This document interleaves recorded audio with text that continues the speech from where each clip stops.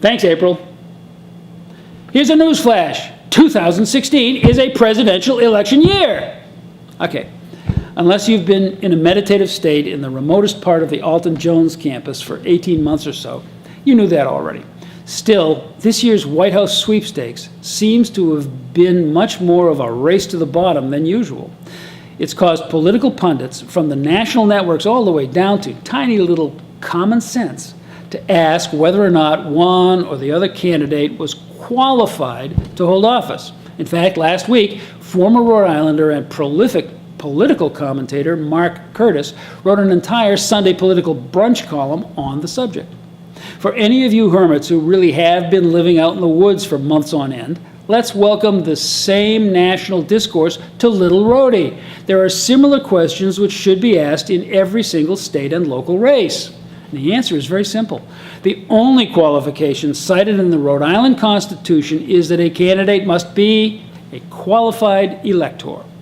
Now that land ownership requirements are a thing of the distant past, that means any citizen who is registered to vote may run for office. But what of all these attack questions being lobbed by the national media? Does this presidential candidate or that have the right composure or disposition for the office? Are either of them healthy enough for the job? Do either or both resumes pass muster? Wait, what muster? There's nothing in the state or U.S. Constitution about any of that. There will be no special prosecutor impaneled to check candidates' teeth for excessive signs of aging. Folks, we can't pass that off onto the government. It is our responsibility.